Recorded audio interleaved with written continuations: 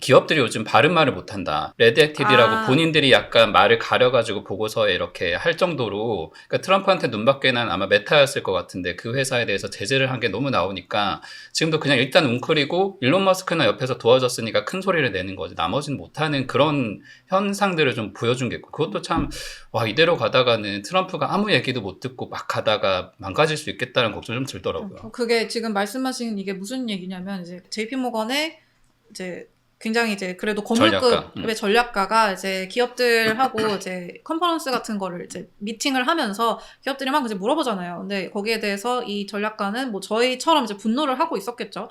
막 지금 이게 뭐가 잘못됐고 막 이런 얘기를 했는데 그거를 이제 보통 다 메모로 만들어서 이제 그 자리에 모든 이제 고객사들한테 줍니다. 근데 그게 다 이제 redacted라고 해서 이렇게 모자이크가 되어 있었던 거예요. 근데 그게 마치 FBI나 CIA에서 뭔가 기밀을 취급할 때 그런 식으로 이제 이렇게 까맣게 처리를 하거든요. 중요어를 가리는. 근데 그런 식으로 그러니까 사실상 지금 월가에서 검열이 이루어지고 있는 거예요. 사전 검열이. 아, 자기 검열이라고 표현하죠. 아니, 다 까맣던데요? 다 까매요. 그러니까 얼마나 많은. 그 반이 까맣더라고요. 근데 이게 미국에서 공산당도 아니고 미국에서 지금 이런 일이 벌어지는 게 맞느냐라는 게 지금 월스트리트에서는 굉장히 큰 충격으로 지금 다가오고 있는 거죠. 그러니까 그 보고서가 그 어떤 기업이 어떤 이유로 반발을 했었고 거기에 대해서 트럼프가 굉장히 어떤 점에 대해서 반감이 있는데 제재를 했다. 이런 것들을 그 구체적인 것만 가렸지 내용 전체 보면 와, 이거 약간 진짜 이게 미국 맞나? 이런 생각이 좀 드는 그런 보고서예요. 트럼프가 지금 복수를 하고 있죠. 사실 대학들도 다 돈 뺏는 식으로 복수를 하고요.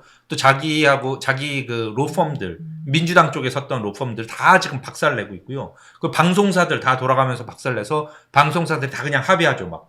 막 몇천만 달러, 몇억 달러씩 내면서 지금 하고 있죠. 그러니까 그런 걸 보니까 아, 나도 괜히 얘기했다가 저렇게 뭐 소송 걸리고 또 대통령이랑 소송 걸려갖고 어떻게 그게 됩니까?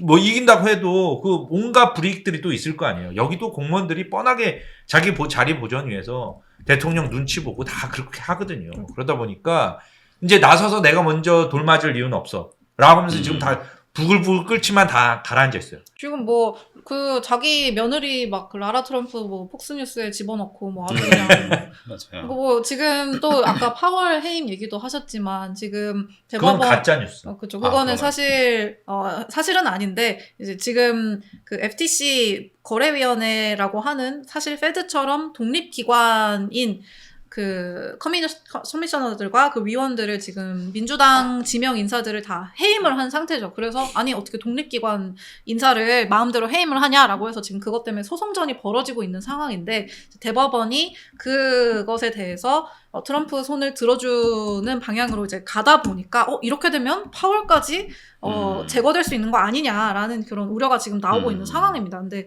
그 다른 법적인 뭐 여러 가지 장치들이 있어서 그렇게는 안 될 건데 지금의 이런 파월까지 날아가는 거 아니냐는 걱정이 나올 수밖에 없을 만큼 굉장히 이 트럼프에 대해서 뭐랄까요?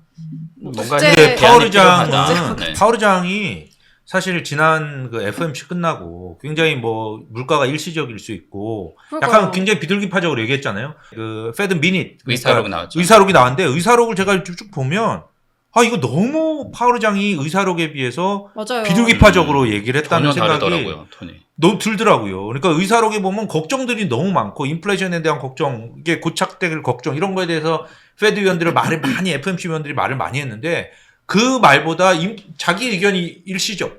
이거를 넣어서 사실은 그게 비둘기파적으로 되고 증시 폭등하고 막 이랬잖아요. 그걸 보니까 파월도 약간 압력을 느끼는 게 아닌가. 뭐 이런 생각도 좀 들면서 진정을 시키기 위해서 일부러 양념을 쳤다. 이렇게. 그래서 트럼프가 굳이 잘라야 될 필요도 없을 것 같아요.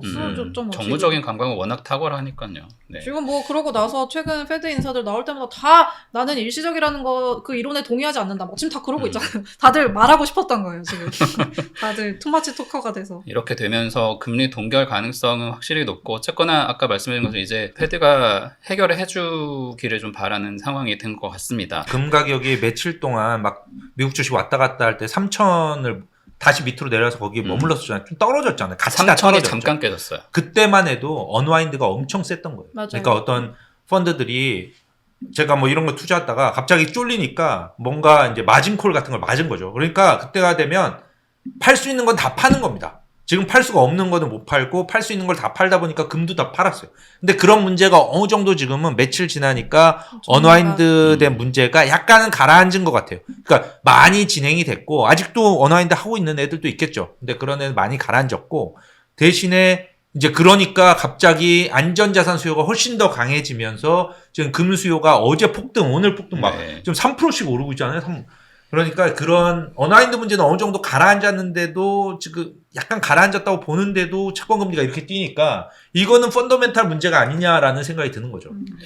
네, 어쨌든 위기의 한 가운데 있고 저희가 어떤 역사적인 이벤트를 지나면서 겪어보지 않았잖아요. 예측이 정말 어려운 부분들을 다루고 있는 것 같습니다. 역사의 한 네. 지점에. 저희가 매번 할 때마다 이러저러한 얘기들을 하지만 이번처럼 좀 다루기 까다로운 얘기는 없는 것 같아요.